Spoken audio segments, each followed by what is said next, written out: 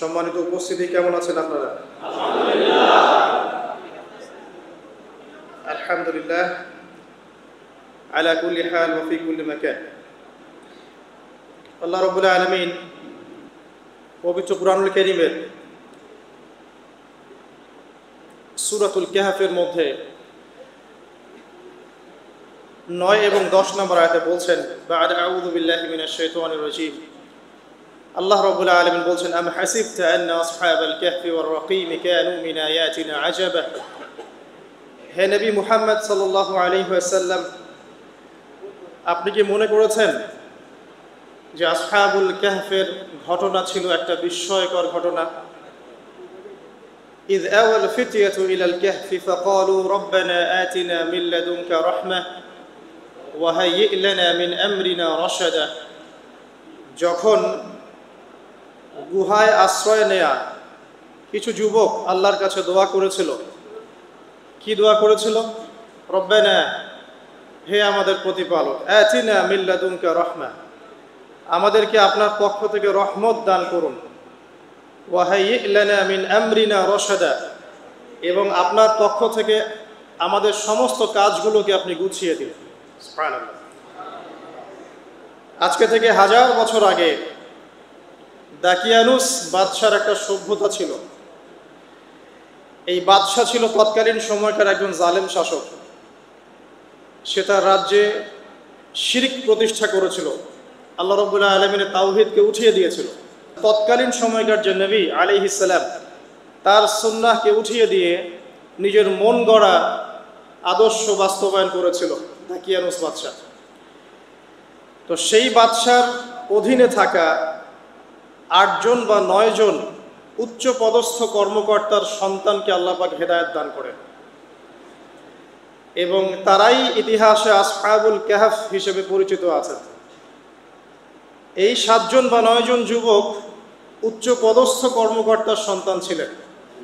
তারা তাওহীদকে চিনতে শিখলেন, আল্লাহ রাব্বুল আলামিনকে চিনতে শিখলেন, শিরকের সাথে তাওহীদের আপোষ করলেন না, সুন্নতের সাথে চলমান জাহিলিয়াতের আপোষ করলেন না।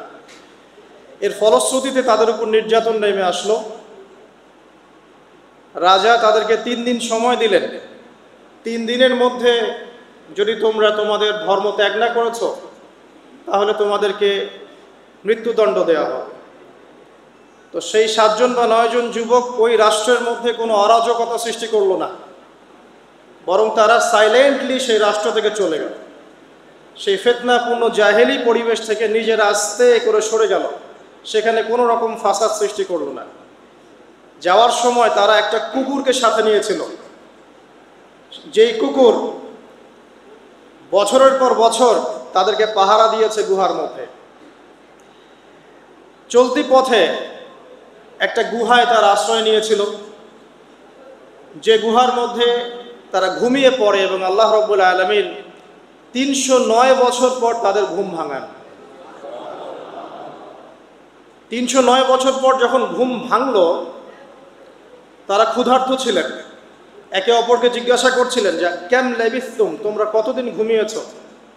একজন বলছিল লাবিসনা ইয়াওমান আও বা'দা ইয়াওম, আমরা হয় একদিন ঘুমিয়েছি বা একদিনের কিছু অংশ ঘুমিয়েছি। যাই হোক, তারা ক্ষুধার্ত ছিলেন, তাদের পকেটের মধ্যে কিছু মুদ্রা ছিল, আর সেই মুদ্রা বর্তমান সময়ে চলমান মুদ্রার মতো ছিল না। বর্তমান সময়ে যে চলমান যে মুদ্রাগুলো আছে, যেখানে গোল্ড এবং সিলভারের কোনো অনুপ্রবেশ নাই, যদিও বা কোরআন এবং সুন্নায় গোল্ড এবং সিলভারের কয়েনের কথা আছে, তবে পশ্চিমা সভ্যতা এটাকে হারাম করে দিয়েছে।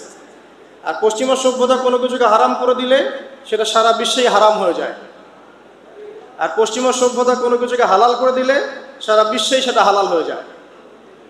পশ্চিমারা যদি বলে পর্দা হারাম, বিশ্ববাসী বলবে হারাম হারাম। তারা যদি বলে পর্নোগ্রাফি জেনা হালাল, সবাই বলবে হালাল হালাল। এখন মানুষ আল্লাহর ইবাদত হচ্ছে পশ্চিমাদের ইবাদত বেশি করে। আর এটা বলে রাখি, সূরা তাওবার 31 নম্বর আয়াতে আল্লাহ পাক বলেছেন, কেউ যদি আল্লাহ পাকের হালালকে হারাম করে নেয় আর আল্লাহ পাকের হারামকে হালাল করে নেয়, এটাকে আল্লাহ পাক কুফরি এবং শিরক বলেছেন। তো দাকিয়ানুস বাদশার যুগটাও ঠিক এমনই ছিল। তো তারা যখন সেই মুদ্রাগুলো নিয়ে বাজারে গেল, খাবার কেনার জন্যে, তখন তাদেরকে অ্যারেস্ট করা হলো। কি অভিযোগে? অভিযোগটা হচ্ছে যে তারা গুপ্তধন পেয়েছে, এই অভিযোগে। কিন্তু বাস্তবিক অর্থে তারা কোনো গুপ্তধন পায় নাই। তারা বলছিল আমরা গতকাল মাত্র এখান থেকে বের হয়েছি, আজকে রাতটা এই গুহায় আশ্রয় নিয়েছিলাম, এতটুকু তারা বলেছে।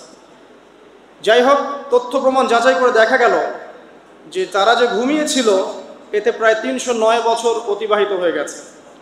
এবং এখন যে বাদশা ক্ষমতায় আছে সে আলহামদুলিল্লাহ একজন তাওহীদপন্থী মানুষ। সে আল্লাহকে বিশ্বাস করে, নবী রাসূলকে বিশ্বাস করে, আল্লাহ পাকের ঐশী গ্রন্থকেও বিশ্বাস করে। তবে ওই সমাজের মানুষ একটা বিষয়কে বিশ্বাস করে না, সেটা হলো মৃত্যুর পর পুনরুত্থান বা রিজারেকশন, যেটা আমরা বলি, মৃত্যুর পর পুনরুত্থান, এই বিষয়টাকে তারা স্বীকার করে না। তো আল্লাহ রাব্বুল আলামিন মাত্র 9 জন যুবকের মধ্য দিয়ে পুরো একটা নেশনকে শিক্ষা দিলেন যে মৃত্যুর পর পুনরুত্থান সত্য। যে আল্লাহ রাব্বুল আলামিন 309 বছর ঘুম পাড়িয়ে রেখে জীবিত করতে পারেন, নিঃসন্দেহে সে আল্লাহ রাব্বুল আলামিন লক্ষ কোটি মানুষকে 1000 বছর পরেও জীবিত করতে পারবেন ইনশাআল্লাহ। এতে করে ওই পুরো সমাজটাই তাওহীদপন্থী হয়ে গেল আলহামদুলিল্লাহ। এই হলো আসহাবুল কাহফের ঘটনা, খুব সংক্ষিপ্ত করে বললাম। এই আসহাবুল কাহফ তারা কিন্তু খুব উচ্চ পদস্থ কর্মকর্তার সন্তান ছিলেন এবং তারা ছিলেন যুবক। তারা কেউ কাউকে চিনতেন না, কিন্তু আল্লাহ পাক তাদের মধ্যে একটা হৃদয়ের বন্ধন দিয়ে দিয়েছিলেন। এবং তারা ওই রাষ্ট্রে কোনো ফাসাদ সৃষ্টি করেন নাই, কোনো অরাজকতা সৃষ্টি করে নাই, তারা ভাঙচুর করে নাই, তারা হরতাল করে নাই, অবরোধ করে নাই, কিচ্ছু করে নাই। তারা তাওহীদের দাওয়াত দিয়েছে, মানুষ কবুল করে নাই। তাদেরকে আলটিমেটাম দেওয়া হয়েছে, দিন পরিবর্তন করো, না হলে তোমাদেরকে মৃত্যুদণ্ড দেওয়া হবে। তারা আস্তে করে সেখান থেকে চলে গিয়েছে, জাহেলিয়াত থেকে টোটালি ডিসকানেক্ট হয়ে গেছে। এরপরে আল্লাহ পাক তাদেরকে এমন একটা ঘটনা ঘটালেন যাতে করে পুরো একটা সভ্যতা হেদায়েত পেয়ে গেল আলহামদুলিল্লাহ। শুধু তাই নয়, এই ঘটনা কোরআনে থাকবে আর কোরআন কিয়ামত পর্যন্ত থাকবে ইনশাআল্লাহ। যত মানুষ কোরআন তেলাওয়াত করবে ইনশাআল্লাহ সবাই এই ঘটনার আলোকে হেদায়েত পাবে ইনশাআল্লাহ। তো দেখুন, অল্প কিছু মানুষকে দিয়ে আল্লাহ পাক বড় কমিউনিটিকে হেদায়েত দিতে পারেন। তাদের দোয়াটা আমরা সবাই করি আজকে। তারা দোয়া করেছিল রব্বানা আতিনা মিন লাদুনকা রাহমা ওয়া হাইয়্ লানা মিন আমরিনা রাশাদা।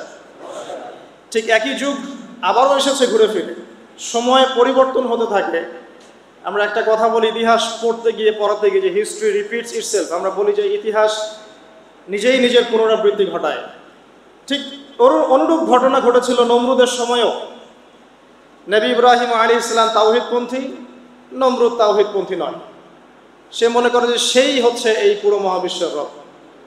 আল্লাহ রাব্বুল আলামিন ইব্রাহিম আলাইহিস সালামের মাধ্যমে তাকে তাওহীদের দাওয়াত পৌঁছালেন, সে কবুল করলো না। আল্লাহ রাব্বুল আলামিন সামান্য যে বলে মশা, ক্ষুদ্র একটা মশা দিয়ে নমরুদকে শেষ করে দিলেন। আল্লাহ পাক সব করতে পারেন। ইতিহাস এভাবেই পুনরাবৃত্তি ঘটিয়েছে আদ এবং সামুদ জাতির ক্ষেত্রেও। আদ জাতির লোকেরা অনেক লম্বা লম্বা ছিল, ফিজিক্যালি অনেক স্ট্রংলি বিল্ট। তারা পাহাড় কেটে বাড়িঘর নির্মাণ করত। সামুদ জাতীয় ঠিক এরকমই ছিল, তারা পাহাড় পর্বত কেটে বাড়ি নির্মাণ করত। আল্লাহ রাব্বুল আলামিন হুদ আলাইহিস সালামকে পাঠালেন, সালিহ আলাইহিস সালামকে পাঠালেন দাওয়াত দেওয়ার জন্য। তারা দাওয়াতি কাজ করলেন, কম দাওয়াত গ্রহণ করলো না। ইল্লা কালিলাম মিনহুম, অল্প কিছু মানুষ ইসলাম কবুল করলো, বাকিরা বেশিরভাগই করলো না। আল্লাহ রাব্বুল আলামিন বিশাল কওমটাকে, যারা বলতো মান আশাদ্দু মিন্না কুওয়া, আমাদের চেয়ে শক্তিশালী আর কে আছে, তারা এই কথা বলতো। কোরআনে কথা বলছে, কোরআন বলছে, তারা বলতো মান আশাদ্দু মিন্না কুওয়া, আমাদের চেয়ে শক্তিশালী আর কে আছে। এখন এই স্লোগানগুলো আমরা ওয়ার্ল্ড অ্যাফেয়ার্স ঘাটলে দেখতে পারি না? বিভিন্ন পরাশক্তি বলছে আমাদের চেয়ে শ্রেষ্ঠ আর শক্তিশালী কে আছে। এই কথাটাই বলেছিল আদ এবং সামুদ জাতি। আল্লাহ পাক এদেরকে এমনভাবে ধ্বংস করেছেন যেন খেজুর গাছ উপড়ে ফেললে যেমন করে পড়ে থাকে, আদ জাতির লোকরা বাড়ির মধ্যে এভাবে পড়েছিল। মাত্র 6 দিন এবং 7 রাতের মধ্যে আল্লাহ পাক আদ জাতিকে ধ্বংস করেছেন। আর সামুদ জাতিকে আল্লাহ পাক ধ্বংস করেছেন বজ্রপাত দিয়ে, প্রচণ্ড বজ্রপাত দিয়ে, মুহূর্তে একটা কম শেষ। আল্লাহ পাক সব করতে পারেন। ইতিহাস এভাবেই পুনরাবৃত্তি ঘটিয়েছে। ফেরাউনের যুগে চলে যান, মূসা আলাইহিস সালাম একই দাওয়াত দিয়েছেন আল্লাহ রাব্বুল আলামিন। আল্লাহ পাকের পক্ষ থেকে তাওহীদ দিয়ে তিনি ফেরাউনকে দাওয়াত দিয়েছেন যে লা ইলাহা ইল্লাল্লাহ, আল্লাহ ছাড়া কোনো ইলাহ নাই। আল্লাহ রাব্বুল আলামিন চিরঞ্জীব, চিরস্থায়ী, তার কাছে আত্মসমর্পণ করো। ফিরআউন বলেছিল আনা রাব্বুকুমুল আ'লা, আমি তোমাদের মহান রব। নাউযুবিল্লাহ। সে বলেছিল মা উরিকুম ইল্লা মা আরা, আমি যা ভালো মনে করি তাই তো তোমাদেরকে বলি। ওয়া মা আহদিকুম ইল্লা সাবিলার রাশাদ, এবং আমি তোমাদেরকে শুধু সৎপথ দেখাই। ফিরআউন এই কথা বলেছিল। সে বলেছিল যে মা আলিমতু লাকুম মিন ইলাহিন গায়রি, আমি তো জানি না যে আমি ছাড়া তোমাদের কোনো ইলাহ আছে। নাউযুবিল্লাহ। আল্লাহ রাব্বুল আলামিন সবর করেছেন, তাকে সময় দিয়েছেন, একটার পর একটা গজব দিয়েছেন। কখনো উকুন নাজিল করেছেন, কখনো রক্ত নাজিল করেছেন, কখনো প্লেগ, কখনো ব্যাং, কখনো ফড়িং, এরকম করে 9টা আযাব আল্লাহ পাক ফিরআউনকে দিয়েছেন, তার কওমকে দিয়েছেন। সর্বশেষ আল্লাহ রাব্বুল আলামিন লোহিত সাগরে সদল বলে ফিরআউনকে ডুবিয়ে মেরেছেন। ডুবে মরার সময় ফিরআউন বলেছিল যে আমানতু বিরব্বি হারুন ওয়া মূসা, আমি এখন হারুন এবং মূসার রবের প্রতি ঈমান আনলাম। ডুবে মরার সময় ফিরআউন এই কথাটা বলেছিল। তখন আল্লাহ রাব্বুল আলামিন বলেছেন আল-আন, এখন, ওয়াকাদ আসাইতা মিন ক্বাবল, এর পূর্বে তুমি বিরুদ্ধাচরণ করেছো। আল ইয়াউমা নুনাজ্জিকা বিবাদানিক, আজকে আমি তোমার বাদান মানে তোমার দেহটাকে সংরক্ষণ করব, প্রিজার্ভ করব। কি জন্য প্রিজার্ভ করবে? মিউজিয়ামে রেখে দেওয়ার জন্য? মিশরের মিউজিয়ামে রেখে দেওয়ার জন্য? কি কারণে প্রিজার্ভ করবে? লিতাকুনা লিমান খালফাকা আয়া, তোমার পরবর্তীতে যারা আসবে পৃথিবীতে ওদের সবার জন্য তুমি নিদর্শন হয়ে থাকবে, এই কারণে। তো ফিরআউনের পরে তো হাজার হাজার বছর চলে গেল, এবং এই হাজার বছরে আমরা দেখেছি আরো হাজারটা ফেরাউন এসেছে পৃথিবীতে। তাদের সবার জন্য এই ফেরাউনের মমিটা ছিল কি? নিদর্শন। কে আল্লাহ নিদর্শনের পরোয়া করে? আল্লাহ পাকে নিদর্শনের কে পরোয়া করে? আমাদের কনসেপ্ট এখন এমন, ইন হিয়া ইল্লা হায়াতুনা দুনিয়া, এই দুনিয়ার জীবনটাই আমাদের হায়াত। নামুতু ওয়া নাহইয়া, আমরা এখানেই বাঁচি, এখানেই মরি। ওয়া মা নাহনু বিমাবউসিন, আর আমাদেরকে পুনরুত্থিত করা হবে না।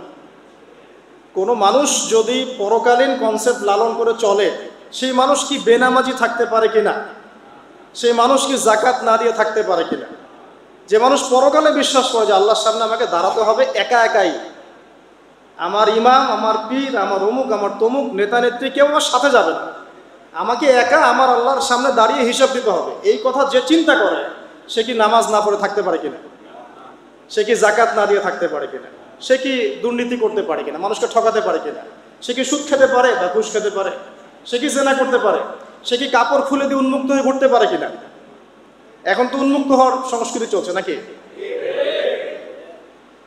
ইবলিস যখন আদম আলাইহিস সালাম এবং হাওয়া আলাইহিস সালাম তাদেরকে যখন জান্নাত থেকে বের করিয়ে দেয়, প্রলোভন দিয়েছিল, মিথ্যা প্রলোভন, যে হাল আদুল্লুকুম, হে আদম এবং হাওয়া, আমি কি তোমাদেরকে জানিয়ে দিব আলা শাজারাতিল খুলদি ওয়া মুলকিন লা ইয়াবলা, হে আদম এবং হাওয়া, আমি কি তোমাদেরকে জানিয়ে দিব এমন একটা গাছের ব্যাপারে যেই গাছের ফল খেলে পরে তোমরা চিরস্থায়ী হয়ে যাবে এবং কোনোদিন মরবে না।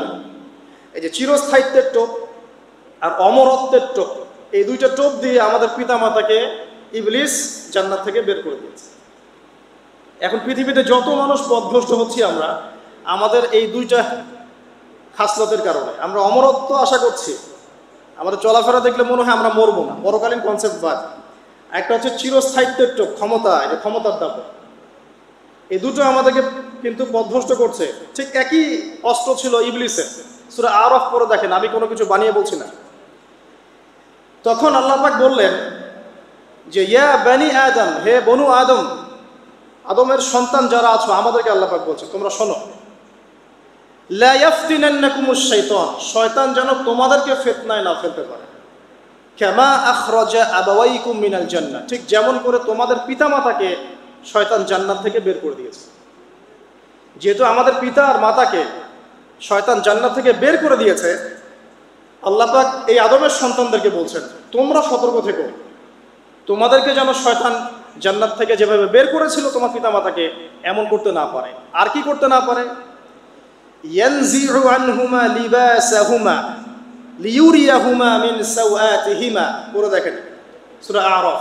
আল্লাহ বলছেন মনে রেখো আদমের সন্তানরা, ইবলিস কিন্তু শুধু তোমার পিতামাতাকে জান্নাত থেকে বের করেই দেয় নাই, বরং গাছের কাছে নিয়ে গিয়েছিল, ফল খাওয়ার সাথে সাথেই তাদের গায়ের পোশাক খুলে পড়ে গিয়েছে। তাহলে আমাদের পিতামাতাকে জান্নাতে নগ্ন করে দিয়েছিল কে?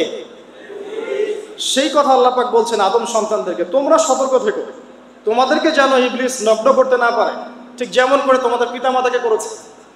তাহলে এখন যে পুরো বিশ্ব জুড়ে নগ্নতার যে সংস্কৃতি চলছে তাই এরা কার এজেন্ডা বাস্তবায়ন করছে বুঝতে পারছেন?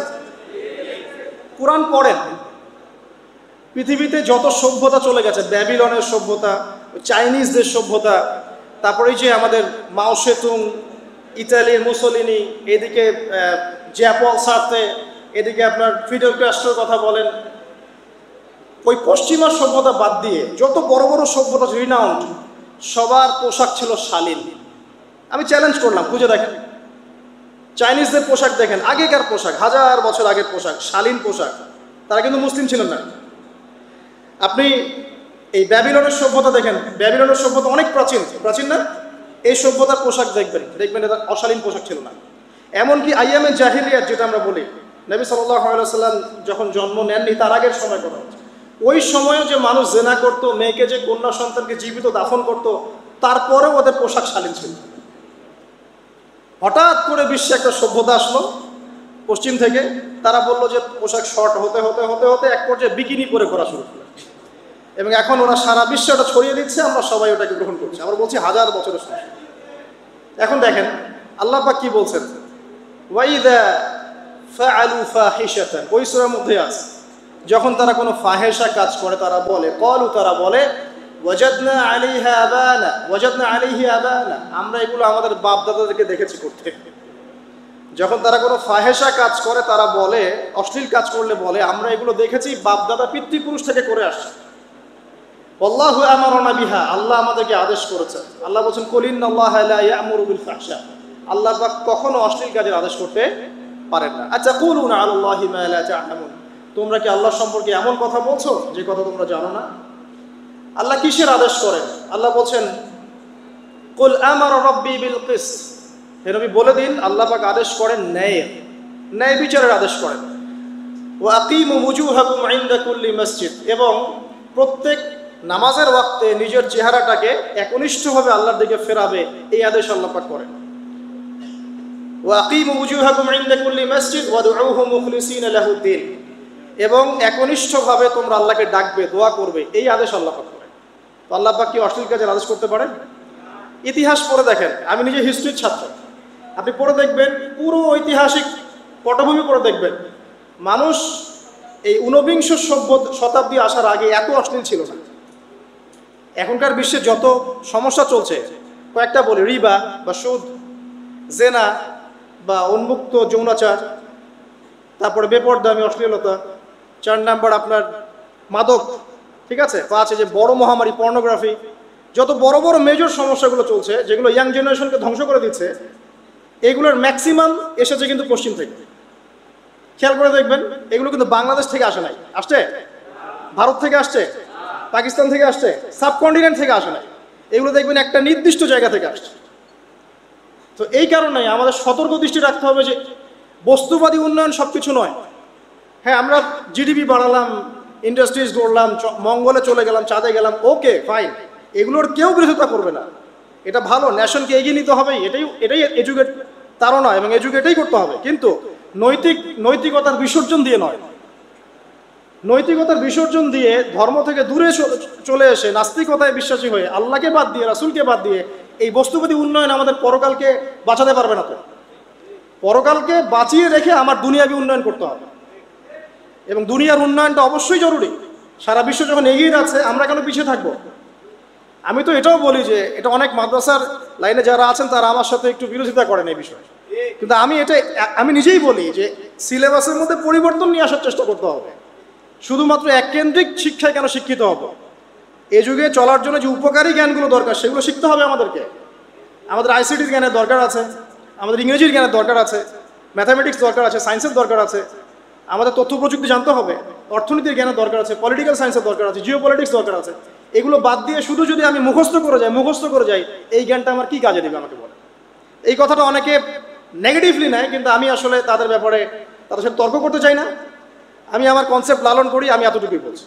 এবং যারা শিক্ষিত মহল আছেন, বুদ্ধিজীবী মহল আছেন, যারা দেশ সম্পর্কে ভাবেন, যাদের নিয়ে ভাবেন, উম্মাহ নিয়ে ভাবেন, তারা কিন্তু আমার সাথে একমত হবে ইনশাআল্লাহ যে আমরা কিন্তু এই জায়গাটাতে পিছায় পড়তেছি।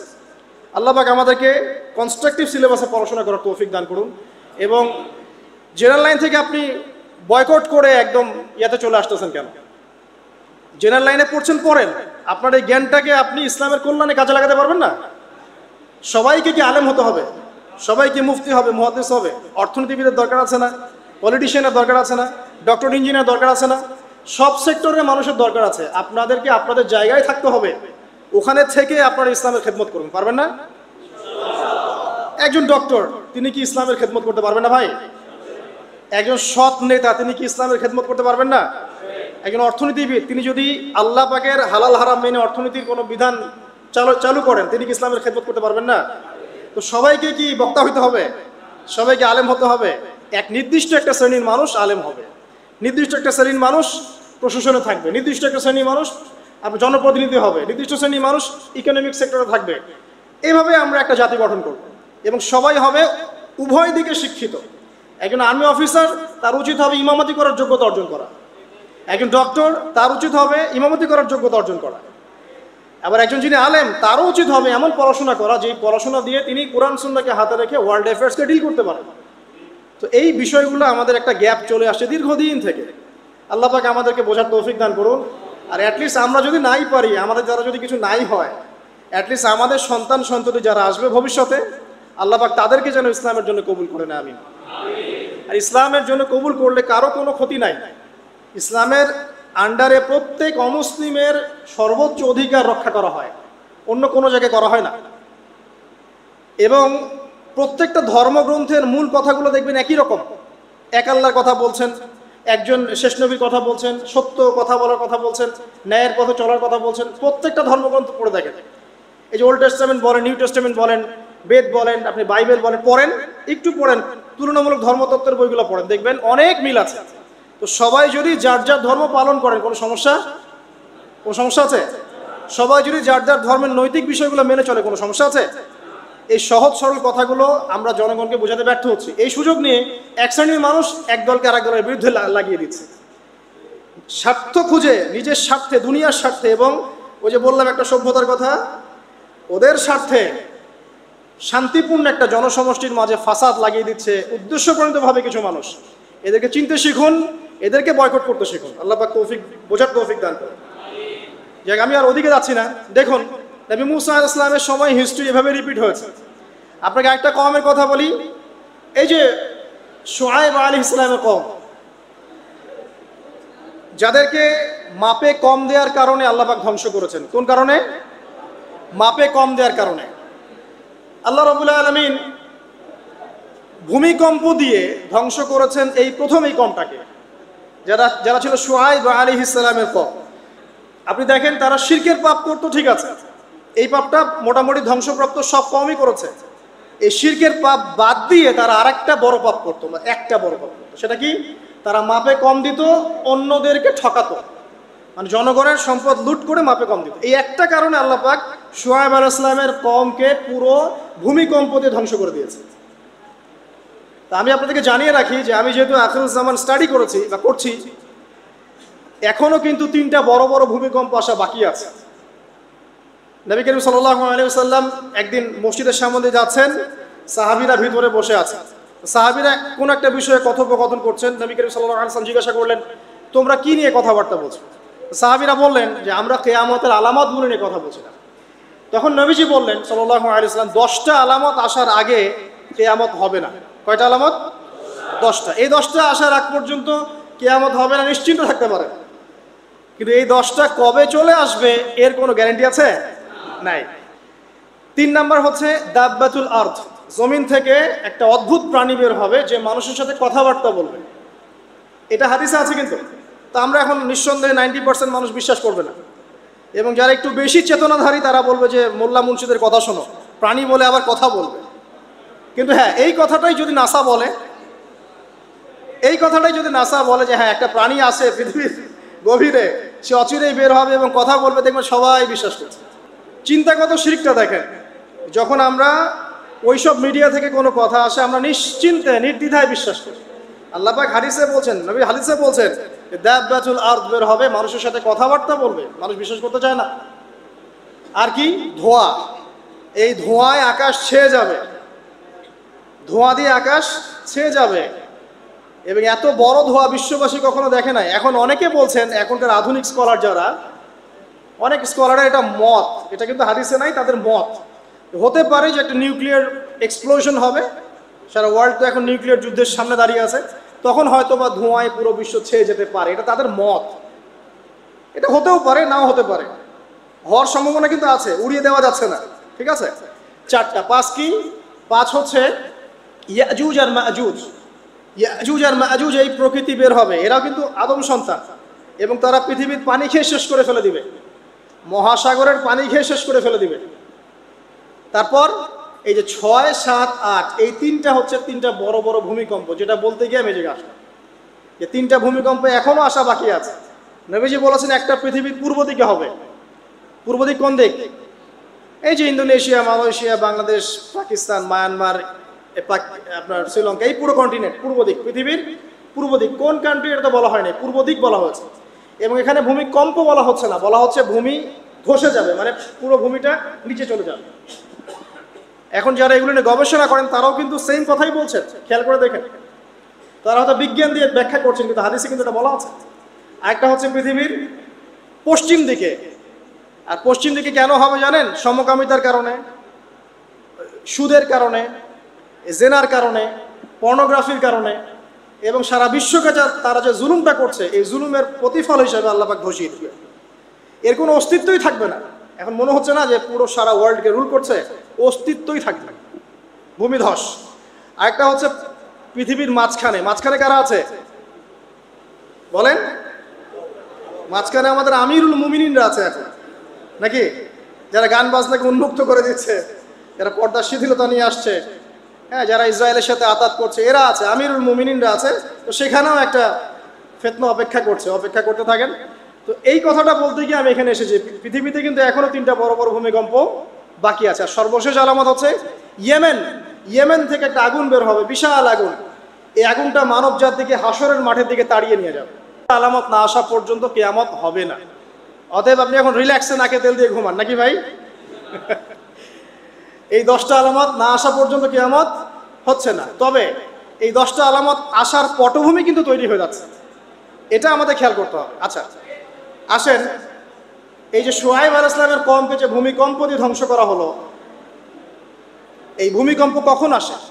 আল্লাহ পাক বলছেন তার রাসূলের মাধ্যমে, যখন সমাজের মধ্যে পাপ বেড়ে যাবে, অশ্লীলতা বেড়ে যাবে, মানুষ মাদককে হালাল মনে করা শুরু করবে, জেনাকে হালাল মনে করা শুরু করবে, এবং এই যে বেপরদামি বেড়ে যাবে, তখন সমাজের মধ্যে ভূমিকম্প দেখা দিবে, ভূমিধস দেখা দিবে। গান বাজনা, বাদ্যযন্ত্রকে মানুষ হালাল মনে করা শুরু করবে, তখন এগুলো আসবে। তো এগুলো কি আসার বাকি আছে? এখন কি মনে হচ্ছে? আল্লাহ পাক আমাদেরকে হেফাজত করুন, আমিন। বাঁচার উপায় কি? ওই যে বললাম, রব্বানা বলেন, আতিনা মিন লাদুনকা রাহমা ওয়া হাইয়্ লানা মিন আমরিনা রাশাদা। এভাবেই ইতিহাস নিজেকে পুনরাবৃত্তি ঘটিয়েছে। কওমে লূত, মনে আছে? লূত আলাইহিস সালামের কওম, ইব্রাহিম আলাইহিস সালামের ভাতিজা ছিলেন লূত আলাইহিস সালাম। তাকে আল্লাহ পাক একটা কওমকে দাওয়াত দেওয়ার জন্য পাঠালেন, যেই কওম এমন পাপ করছে যেই পাপ ইতিহাসে কেউ কখনো করে নাই। ওই কওমের আগ পর্যন্ত পৃথিবীতে কেউই এই পাপটা কখনো করে নাই। কি পাপ? কে বলতে পারবেন? সমকামিতা। কি পাপ? সমকামিতা। এখন তো অ্যাভেলেবল দেখছি আমরা, এখন আমরা অ্যাভেলেবল দেখছি না, ছেলে ছেলে বিয়ে করছে, মেয়ে মেয়ে বিয়ে করছে। এবং বড় বড় কান্ট্রিজ যেগুলো আছে, আপনার আমেরিকা, ব্রিটেন, অস্ট্রেলিয়া, কানাডা, সব জায়গায় এগুলো হালাল, এগুলো হালাল। স্বাধীনতা, বাক স্বাধীনতা। আর আপনি চাইলে একটা মেয়েকেও বিয়ে করতে পারেন, ছেলেকেও করতে পারেন। আবার কোরআনে বলেছে ছেলে ছেলে সমকামীর কথা, কিন্তু এই যুগে এসে আমরা দেখছি মেয়ে মেয়েও সমকামী। সুবহানাল্লাহ। এবং এটা আমাদের দেশে ছড়িয়ে পড়ছে, এটা কিন্তু অ্যালার্মিং একটা বিষয়। আমরা সবাই বাইরে ভালো মানুষের মুখোশ ধরে আছে ঠিকই, কিন্তু ভিতরে ভিতরে সমাজ এগুলো চলছে। যদি এটাকে ডিফেন্ড করতে না পারি তাহলে কিন্তু সমস্যা। আগামীতে দেখা যাবে যে আমাদের পরিবারের মধ্যে এগুলো ঢুকে যাচ্ছে, নাউজুবিল্লাহ। একটা জরিপ বলছে যে 20 থেকে 30 জন মানুষের মধ্যে একজন মনে করে যে সমকামিতা ভালো জিনিস, বা এটা একটা স্বাধীনতা। আপনি কেমব্রিজ অক্সফোর্ডের ডিকশনারি ঘাটলে দেখবেন সেখানে আগে বলা হতো যে এটা একটা মানসিক রোগ। আপনি 10 বছর আগের ডাটা দেখেন আর 10 বছর পরের ডাটা দেখেন, এখন আপনাকে বলা হবে এটা একটা বাক স্বাধীনতা। আগে বলা হতো মানসিক রোগ। তো এই কম ছিল কওমে লূত, আল্লাহ পাক এদেরকে এমনভাবে ধ্বংস করেছেন যেভাবে পৃথিবীতে কোনো কওমকে আল্লাহ পাক ধ্বংস করেন নাই, কাউকে না। কিভাবে? আল্লাহ পাক দুজন ফেরেশতা পাঠিয়েছিলেন, জিবরাইল আলাইহিস সালাম এবং মিকাইল আলাইহিস সালাম।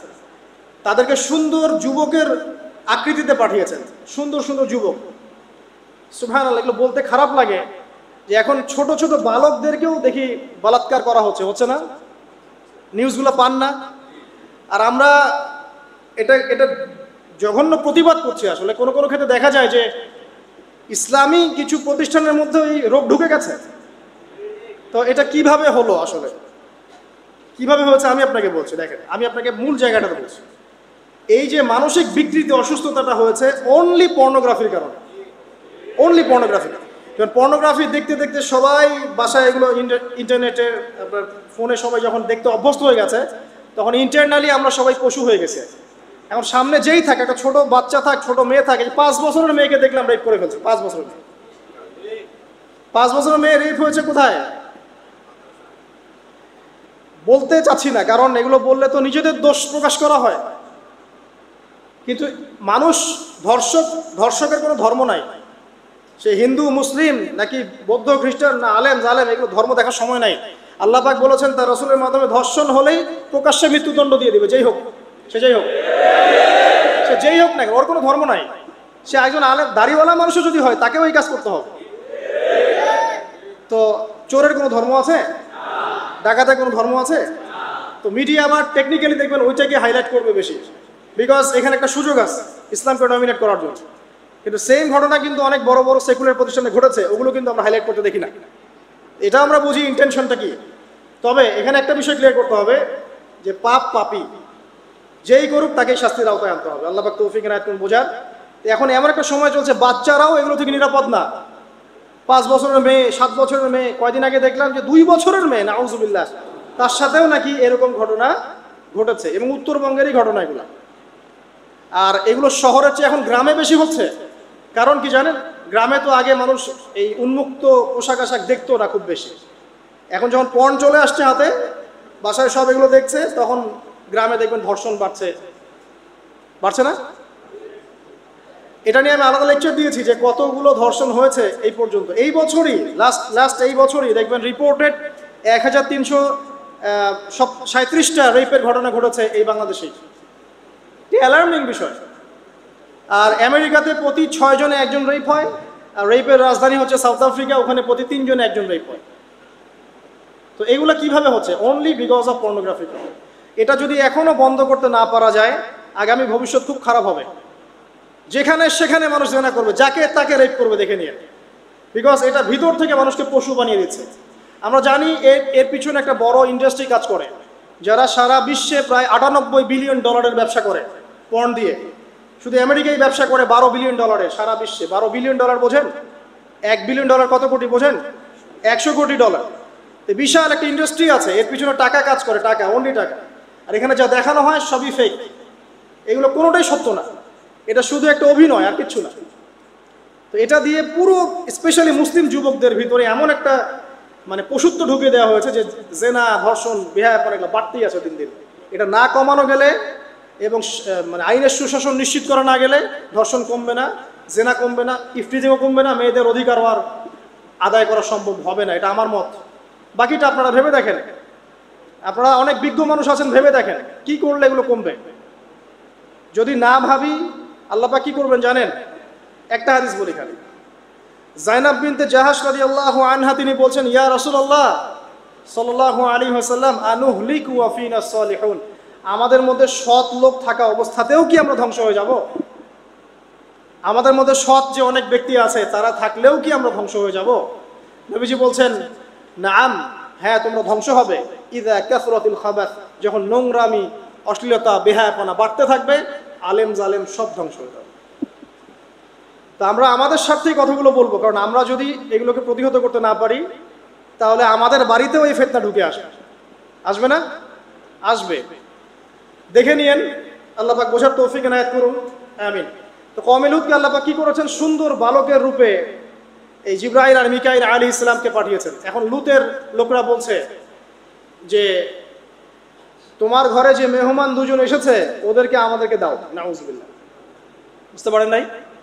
তোমার ঘরে যে দুজন মেহমান এসেছে ওই দুজন মেহমানকে নিতে এসেছে। লূত আলাইহিস সালাম বলছেন যে আমার হাউলাই বানাতিন কুনতুম ফাইলিন, তোমার যদি বিয়ে করার ইচ্ছা থাকে, আমার মেয়েরা আছে তাদেরকে বিয়ে করা প্রয়োজনে। একজন নবী তার মেয়েকে বিয়ে দিতে যাচ্ছেন, তাও তোমরা এই পথে যেও না। তখন এই কওমে লূতের লোকরা বলছে তুমি খুব ভালো করে জানো হে লূত আমরা কি জন্য এসেছি। তখন তিনি বলছেন আলাইসা মিনকুম রাজুলুন রশীদ, তোমাদের মধ্যে কি একজনও ভালো মানুষ নাই? এরপরে আল্লাহর আযাব আসলো। লূত আলাইহিস সালাম এবং তার স্ত্রী চলে যাচ্ছেন। তার স্ত্রী কিন্তু আবার ঈমানদার ছিলেন না, সে পিছনে ফিরে বারবার দেখছে। নূহ আলাইহিস সালামের স্ত্রী যেমন ঈমানদার ছিলেন না, লূত আলাইহিস সালামের স্ত্রীও তেমনি ঈমানদার ছিলেন না। নবীর স্ত্রী হওয়া সত্ত্বেও তারা কিন্তু জাহান্নামে যাবে, নাউজুবিল্লাহ। তো এই লূতকে ধ্বংস করলেন আল্লাহ পাক, কওমে লূতকে এভাবে ফেরেশতার পাখা দিয়ে ওই পুরো জায়গাটাকে উঠিয়ে নিয়ে মাটিতে আবার ধসিয়ে দেওয়া হয়েছে। এই জায়গাটা এখন নিদর্শন হয়ে আছে। জর্ডানের পাশে দেখবেন ওই যে ডেড সি, একটা মৃত সাগর আছে না, ওইটা ছিল সেই জায়গা। এখানে সাদুম গোত্র থাকতো, সাদুম, এই কওমের নাম ছিল সাদুম।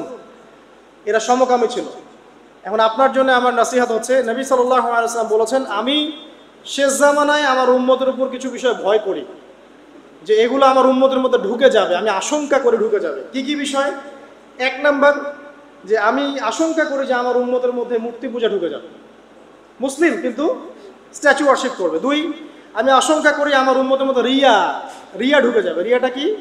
লোক দেখানো আমল। রিয়া কি? লোক দেখানো আমল। আমি আশঙ্কা করি যে আমার উম্মতের মধ্যে সমকামিতা ছড়িয়ে পড়ে নাই? এগুলো নবী সাল্লাল্লাহু আলাইহি ওয়াসাল্লামের আশঙ্কা ছিল। দেখেন সবগুলো এখন বাস্তব হয়ে গেছে। আল্লাহ রাব্বুল আলামিন এই সমকামিতার পাপ থেকে আমাদেরকে হেফাজত করুন, আমিন। এভাবেই ইতিহাস রিপিট হয়েছে। আল্লাহ পাক এদেরকেও ধ্বংস করেছেন। এর আগে আল্লাহ পাক নূহ আলাইহিস সালামের কওমকেও ধ্বংস করেছেন। কি কারণে? তারা লাত, এই যে ইয়াগুস, ইয়াউক, নাসর এরকম কিছু স্ট্যাচু ওয়ার্শিপ করত। এক পর্যায়ে আল্লাহ রাব্বুল আলামিন 950 বছর দাওয়াত দিয়েছেন নূহ আলাইহিস সালাম তার কওমকে। 950 বছর দাওয়াত দেওয়ার পরেও তার কওম যখন আল্লাহর আনুগত্য করলো না, আল্লাহ রাব্বুল আলামিন মহাপ্লাবন দিয়ে তাদেরকে ধ্বংস করে দিয়েছে। এভাবেই যুগে যুগে ইতিহাস রিপিট করেছে। আমাদের নবী মুহাম্মদ সাল্লাল্লাহু আলাইহি ওয়াসাল্লামের সময়ও এই হিস্ট্রিটাই ছিল। আবু জাহেল, আবু লাহাব, উতবা, শাইবা যারা ছিল তারা মূলত সমাজটাকে দ্বিখণ্ডিত করে ফেলেছিল, খণ্ডে খণ্ডে ভাগ করে ফেলেছে। ডিভাইড অ্যান্ড রুলের মতো সমাজে সুদ ছড়িয়ে দিয়েছিল, জেনা ছড়িয়ে দিয়েছিল, পরকিয়া ছড়িয়ে দিয়েছে এবং শিরিক ছড়িয়ে দিয়েছে এবং গোত্রীয় হানাহানি চলছিল। এরকম একটা অবস্থায় নবী সাল্লাল্লাহু আলাইহি ওয়াসাল্লাম ওই সমাজের মধ্যে আসেন নবী হিসেবে। এসে মাত্র 23 বছর সময় নিয়েছেন। কত বছর? মাত্র 23 বছর। আমাদের তো সমাজ সংস্কারের শতাব্দী পার হয়ে যাচ্ছে। এক একটা রেভলিউশন দেখবেন শতাব্দী পার হয়ে যাচ্ছে, কিন্তু কোনো আলটিমেট রেজাল্ট নাই। নবী সাল্লাল্লাহু আলাইহি ওয়াসাল্লাম 23 বছর সময় নিয়েছেন, মাত্র 23 বছর। এই 23 বছরে কোরআন এবং হাদিস এই দুটোকে হাতে নিয়ে নবী সাল্লাল্লাহু আলাইহি ওয়াসাল্লাম সমাজের প্রত্যেকটা জাহিলিয়াত উপর থেকে সরিয়ে দেন নাই, শেকড় থেকে উপড়ে ফেলেছেন। তবে তিনি যখন ইসলাম প্রতিষ্ঠা করে দিয়ে চলে গেছেন, খোলাফায়ে রাশেদার যুগ চলে গেছে, তারপর উমাইয়া খেলাফত এসেছে প্রায় 100 বছরের মতো, পরে আব্বাসীয়রা এসেছে প্রায় 550 বছরের মতো, আস্তে আস্তে ফাতেমিরা এসেছে, এদিকে কর্ডোভার, স্পেনে আন্দালুসিয়া উমাইয়া শাসন ছিল, উসমানীয়রা এসেছে। এভাবে ইতিহাস চলেছে দীর্ঘদিন, প্রায় 1400 বছর। শেষ পর্যায়ে গিয়ে নবী সাল্লাল্লাহু আলাইহি ওয়াসাল্লাম কিছু ভবিষ্যৎবাণী করে গেছে, যখন শেষ জামানাগুলো আসবে তখন দেখবে তোমরা সমাজে সুদটা ছড়িয়ে পড়বে বেশি, জেনা ছড়িয়ে পড়বে, পর্ন ছড়িয়ে পড়বে। পর্ন কথা তো তিনি বলেন নাই, বলেছেন অশ্লীলতা ছড়িয়ে পড়বে। এখন আমরা বলছি এটা পর্নোগ্রাফি। তিনি আরও বলেছেন সময়গুলো সংক্ষিপ্ত হয়ে আসবে, মানুষের হঠাৎ মৃত্যুর পরিমাণ বেড়ে যাবে, অনেক কিছু বলে গেছে। দিন চলে যাবে মনে হবে একটা ঘন্টার মতো চলে গেল, বছর চলে যাবে একটা মাসের মতো, মাস যাবে একটা সপ্তাহের মতো। অনেকগুলো সাইন তিনি বলে গেছেন। মুসলিমদের মধ্যে বিভক্তি বাড়তে থাকবে, হত্যা, হারাজ বাড়বে। হারাজ, হত্যা মানে হারাজ, মানে একজন ব্যক্তিকে হত্যা করা হবে, সে জানবে না আমাকে কেন হত্যা করা হলো, আর একজন ব্যক্তি হত্যা করবে, সেও বুঝবে না কেন তাকে মারলাম। ফাসাদ বাড়তে থাকবে, উঁচু উঁচু অট্টালিকা নির্মাণের প্রতিযোগিতা বাড়তে থাকবে। হচ্ছে না এগুলো? সমাজে ভালো মন্দের মানদণ্ড উল্টে যাবে, মানুষ সত্যকে মিথ্যা বলবে, মিথ্যাকে সত্য বলবে, মিথ্যাবাদীকে সত্যবাদী বলবে, সত্যবাদীকে মিথ্যাবাদী বলবে, আমানতদারকে খেয়ানতকারী বলবে, খেয়ানতকারকে আমানতদার বলবে। টোটালি মানদণ্ড উল্টে যাবে। আস্তে আস্তে সিচুয়েশন এমন হতে থাকবে, খারাপ থেকে খারাপ। তবে সোনালী সময় কি আর ফিরবে না? তাহলে সময় কি তাহলে আর ফিরবে না? এভাবেই চলবে সব কিছু? না, এভাবে চলবে না ইনশাআল্লাহ।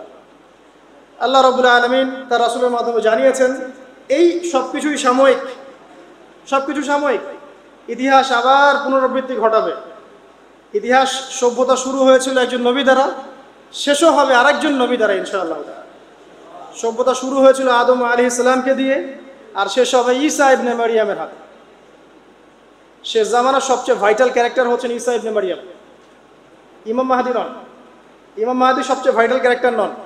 সবচেয়ে ভাইটাল ক্যারেক্টার হচ্ছে ঈসা ইবনে মারিয়াম। তিনি প্যালেস্টাইন, জেরুজালেম থেকে পুরো ওয়ার্ল্ডে ইসলামিক খেলাফা রিস্টোর করবেন ইনশাআল্লাহ তাআলা। এবং তিনি নতুন কোনো শরীয়ত নিয়ে আসবেন না, নতুন কোনো ধর্ম নিয়ে আসবেন না, বরং তিনি এসে বরং ক্রুশ ভেঙে ফেলবেন। শুয়োরের মাংস যেটা, এটাকে একদম টোটালি হারাম করে ফেলবেন। জিজিয়া যে ট্যাক্সটা আছে এটাকে উঠিয়ে দিবেন। এবং তিনি 40 ইয়ার্স, হাদিসে এসেছে 40 বছর তিনি এই পৃথিবীতে থাকবেন। কত বছর? 40 বছর। ওই সময় সম্পর্কে এমন কথা এসেছে যে জাকাত নেয়ার জন্য একটা মানুষ খুঁজে পাওয়া যাবে না। আসতে কতদিন এটা আমরা বলতে পারবো না, এটা আল্লাহ পাক জানেন, আল্লাহ জানেন। এটা কতদিন এটা আমরা বলতে পারবো না, এটা বলার অধিকারও আমাদের নাই, বিকজ এটা গায়েবের বিষয়। আলামতগুলো আস্তে আস্তে আস্তে আস্তে ওইদিকে যাচ্ছে। এখন তিনি আজকেই আসুন আর কালকেই আসুন, ইমাম মাহদী আজই আসুক আর কালই আসুক, আপনার আমার দায়িত্ব চেঞ্জ হবে না। দায়িত্ব কি চেঞ্জ হবে? খুব সংক্ষেপে 2 মিনিট সময় নিচ্ছি যে আমরা যে কোনো সিচুয়েশনেই আমাদের দায়িত্বটা কি আসে। 1 নাম্বার কথা হচ্ছে ভাই, যে বড় পরিসরে চিন্তা বাদ দিয়ে আগে ছোট পরিসরে আসেন। নিজের ব্যক্তি জীবনে আগে ইসলাম প্রতিষ্ঠা করেন। নিজে আগে পড়াশোনা করি, দিনের জ্ঞান অর্জন করেন, পড়াশোনা করেন, যে লাইনেই পড়াশোনা করছেন করেন, কিন্তু ইসলামটাকে, ইসলামের ফরজ, ওয়াজিব, সুন্নত, মুস্তাহাবগুলো শেখেন। ডাক্তার, ইঞ্জিনিয়ার হওয়ার কোনো আপত্তি নাই, বড় পলিটিশিয়ান হন, ইকোনমিস্ট হন, কোনো আপত্তি নাই, বাট ইসলামের বেসিক নলেজটা অর্জন না করে মৃত্যুবরণ করেন না আল্লাহর রাস্তায়। 2 নাম্বার, কোরআনকে সময় দেন, কোরআনটাকে স্টাডি করেন, হাদিসটা স্টাডি করেন। আল্লাহ পাক তৌফিক দান করুন, আমিন। এরপরে আমল বাড়িয়ে দেন, আমলটা বাড়ায় দেন। এখন সময় থাক 100 বছর আর 500 বছর বা 2 বছর, আমল বাড়ায় দেন। আপনার আমল আপনার সাথেই, কেউ কারো কবরে যাবে না। অতএব আমল বাড়িয়ে দেওয়ার চেষ্টা করি, আল্লাহ পাক তৌফিক দান করুন। আমল বাড়ানোর সবচেয়ে সেরা পদ্ধতি হচ্ছে রাসূল সাল্লাল্লাহু আলাইহি ওয়াসাল্লামের সুন্নাহ মতো জীবন গড়া, নবীর সুন্নাহ মতো জীবন গড়া। প্রত্যেকটা কাজ রাসূল সাল্লাল্লাহু আলাইহি ওয়াসাল্লামের সুন্নাহ মতো করেন ইনশাআল্লাহ, প্রতিটা কাজই নেকি হবে ইনশাআল্লাহ। আর কি বাড়াবো? আদর্শ পরিবার। এটা বারবার আমি একটা কথা বলি যে আদর্শ পরিবারের কোনো বিকল্প নাই। পারিবারিক আদর্শ, পারিবারিক মূল্যবোধ সবচেয়ে বড় শিক্ষা। এই শিক্ষাটা অন্য জায়গায় আপনি পাবেন না। সো পারিবারিক আদর্শটা ঠিক করার চেষ্টা করি আমরা। আমাদের বাচ্চাদের প্রতি সচেতন হই, কার সাথে মিশছে, কি করছে, ওদেরকে ডিভাইস এডিক্টেড হতে দিয়েন না, এত সহজেই স্মার্টফোন ওদের হাতে তুলে দিয়েন না। বাসায় ছোট ছোট মেয়েদের ব্যাপারেও সচেতন হন, তাদের ব্যাপারেও খেয়াল রাখেন, তাদেরকে নিরাপত্তায় রাখেন। পর্দা, এটা তো বলতেই হবে, এটার কোনো বিকল্প নাই। যে যাই বলুক না কেন, আপনার ইজ্জত সম্মান আপনার কাছেই, এর কোনো বিকল্প নাই। রাসূল সাল্লাল্লাহু আলাইহি ওয়াসাল্লাম এবং আল্লাহর বিরুদ্ধাচারণ করে আপনি প্রগতি অর্জন করতে পারবেন না, আপনি উন্নতি অর্জন করতে পারবেন। পারতে পারেন, সেটা বস্তুবাদী, কিন্তু পরকালে এর কোনো অস্তিত্ব থাকবে না। আর কি করতে পারি আমরা? আমরা হালাল অর্থনীতি সার্চ করতে পারি। হারামে যারা যারা আছে আজকে তওবা করি, আজকের এই লেকচার যাদের কানে যাবে, আমরা দোয়া করি আল্লাহ পাক সবাইকে হারাম রিজিক থেকে ফিরিয়ে নিয়ে আসুন। আমি বারবার একটা কথা বলি ভাই, আপনার আমল নামায় যতটুকু রিজিক আছে এর একটা দানা না খেয়ে আপনি মৃত্যুবরণ করবেন না, আপনার মৌত হবে না। এখন আপনার রিজিকটা আপনি কি অবৈধ পথে চাচ্ছেন না বৈধ পথে চাচ্ছেন, এটা আপনার ডিসিশন। আপনি যদি বৈধ পথে চান, ওই পরিমাণ রিজিক আপনাকে খাওয়াবেন আল্লাহ পাক, তারপর মৃত্যুবরণ করবেন। আর যদি অবৈধ পথে চান, সেটাই খাওয়াবেন, খাওয়ায় মৃত্যুবরণ করবেন। মানে আপনি ডিসিশন নেন কোন দিকে যাবেন। আর রিজিকের মালিক আল্লাহ আমরা খালি মুখে বলি, মনে কিন্তু বিশ্বাস করি না। মনে যদি বিশ্বাস করতাম তাহলে আমরা কিন্তু কখনো সুদের ধার ধারতাম না, আমরা ঘুষ দুর্নীতি করতাম। কারণ আমরা করছি কেন? মনে করছি যে আমি এটা করলে রিজিক বাড়বে। আর আপনি যাদের জন্য এই কাজগুলো করছেন, আপনার স্ত্রী, আপনার সন্তান, আপনার পরবর্তী প্রজন্ম 40 দিন সময় নেবেন আপনাকে ভুলে যেতে। 40 দিন সময় নেবেন আপনাকে ভুলে যেতে, দেখে নিন। কবর খুব একাকিত্বের জীবন। আসলে মৌতের যে যন্ত্রণার কথা আমরা বলি না, এটা সবচেয়ে বড় বিষয়টা কি জানেন? শারীরিক কষ্ট তো আছেই, এই যে দুনিয়ার সবার থেকে বিচ্ছেদ, এটাই হচ্ছে যন্ত্রণা। সবার থেকে বিচ্ছেদ না, সবার থেকে বিচ্ছেদ হয়ে চলে যেতে হয়, এটা সবচেয়ে বড় যন্ত্রণা। মানুষ একা থাকতে চায় না। ওই জেলখানায় যে মানুষকে বন্দি করে রাখে না, ওই একাকিত্বের কষ্টে মানুষ ভোগে। একা একা, আমি একা, কেউ নেই আমার সাথে, এটাই। এর উপর যদি আবার টর্চার করা হয়, রিমান্ড দেওয়া হয়, তাহলে কি অবস্থাটা হবে বোঝেন। এই হলো কবর, এই হলো কবর। একটা ঘটনা বলে শেষ করে দেই। বনু ইসরাইলের কোন এক নবী, আমি ঠিক নাম বলতে পারবো না যে কোন নবী, কারণ নামটা হাদিসে আসে নাই। কোন একজন নবী আল্লাহর কাছে দোয়া করছেন, আল্লাহ মৃত মানুষের সাথে আমার একটু কথোপকথন করায় দাও। আমি জাস্ট একটু কথাবার্তা বলতে চাই যে মৃত মানুষটা কেমন আছে বা তাদের অবস্থাটা কি, আমি জানতে চাই। তো আল্লাহ পাক সেই ব্যবস্থা করে দিলেন। তিনি একটা কবরের কাছে গিয়ে দাঁড়ালেন, একজন মৃত মানুষ উঠে আসলেন। এটা সায়েন্স বিশ্বাস নাও করতে পারে, আমাদের কোনো মাথা ব্যথা নেই, ঠিক আছে?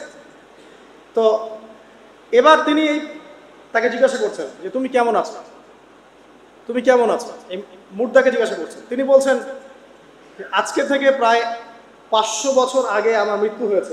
এই ব্যক্তি বলছেন আজকে থেকে প্রায় 500 বছর আগে আমার মৃত্যু হয়েছে, এখন পর্যন্ত আমার গা থেকে, আমার আত্মা থেকে মৌতের যন্ত্রণা দূর হয় নাই।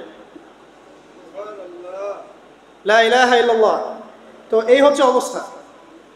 আমরা ব্যক্তিগত চিন্তাটা আগে করি, নিজের ফিকির, নিজের কবরের ফিকির, নিজের এলেম, নিজের আমল, নিজের পরিবার, নিজের রিজিক। যাদের জন্য হারামে যাচ্ছেন, কেউ সাথে যাবে না, কেউ সাথে যাবে না, না আপনার গার্লফ্রেন্ড, না আপনার বউ বাচ্চা, কিচ্ছু না। এগুলো তো শুধু মায়ার বাঁধন, মায়ার বাঁধন না, মায়ার বাঁধন। যদি এগুলো নিয়ামত হয় আলহামদুলিল্লাহ, যদি এগুলো দুনিয়াতে আপনার ফিতনা সৃষ্টি করে, আপনি আসহাবুল কাহাফ হয়ে যান। কথা বুঝতে পারছেন না? এরপরে যদি সামর্থ্য হয়, আল্লাহ পাক আপনাকে জ্ঞান দেন, আপনাকে পলিটিক্যাল পদ দেন, ইকোনমিক সেকশনে জ্ঞান দেন, ইত্যাদি ইত্যাদি, আপনাকে আল্লাহ যে সেকশনে রাখবেন সেখান থেকে দিনের খেদমত করবেন, পারবেন না ইনশাল্লাহ? ডক্টর হয়েছেন, রোগীদের ফিস কমায় দেন, ট্রিটমেন্ট ইজি করে দেন। হ্যাঁ, ডক্টর হন, একজন ভালো ডক্টর হন, কসাই হন। ইঞ্জিনিয়ার হন, একজন সৎ ইঞ্জিনিয়ার হন, চোর হন। আপনি যেখানে থাকবেন সেখান থেকেই আপনি খেদমত করতে পারবেন। সবাইকে আলেম হতে হবে জরুরি না, সবাইকে দায়ী হতে হবে জরুরি না, এবং সবাই এটা হতেও পারবে না। এভাবে জাতি গঠন হয় না। আগে বলছি, বিভিন্ন সেকশনে মানুষ আমাদের লাগবে, এবং প্রত্যেকটা সেকশনেই তাওহীদপন্থী ইমানদার মানুষ লাগবে।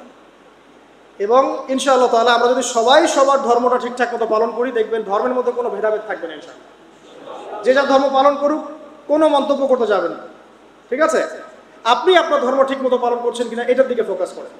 আল্লাহ পাক আমাদের সবাইকে তৌফিক ইনায়াত করুন কথাগুলো বোঝার, আমিন।